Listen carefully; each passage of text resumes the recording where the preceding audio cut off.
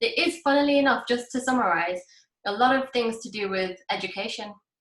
That seems to be the focus on how it's great that we have this knowledge, or well, you have this knowledge, but how is that imparted? And there's that gap between, like Reenaji said, she wants to approach it, or Anitaji said she wants to approach it, and then with you having the knowledge, and it's bridging that gap, and who do they go to?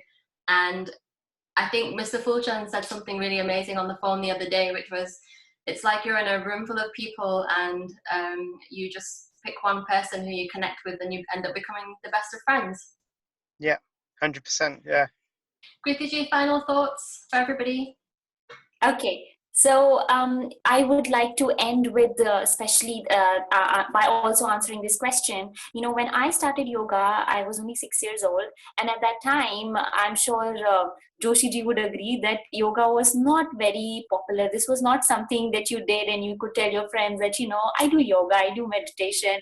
But now we live in, and because of that, I actually left it after I turned 13 because of peer pressure.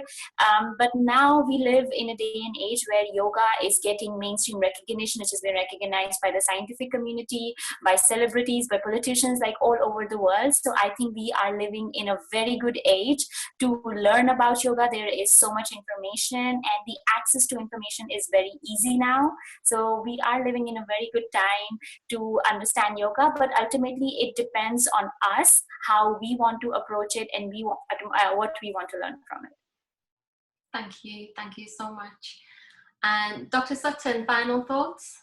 Yeah, my final thoughts, I think I would take up Krishna's conclusion in chapter 6 of the Gita, after he's taught Arjuna about meditation, about the practice of internalization of the mind.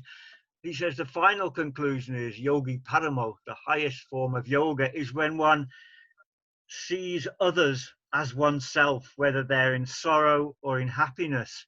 I think that's what he meant earlier when we said situated in yoga, yoga sta, that one feels not only one's own joy and sorrow, but the joy of others is one's own joy, and the sorrows of others are one's own sorrow. And it's that mentality, that yoga far beyond the yoga studio. Yoga is a complete way of life, and the way one interacts with the world with an attitude that is absolutely universally benign. It can't bear to see the suffering of others. That's really the perfection of yoga, as far as I can see. Really beautiful, thank you.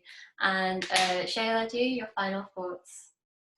So just to quickly add something on the subject of children in yoga, I've also taught a lot of children's yoga, and I think the best way definitely is to just bring them to the practice, not to, children learn through, you know, using their bodies and using their minds, and not through the theoretical part.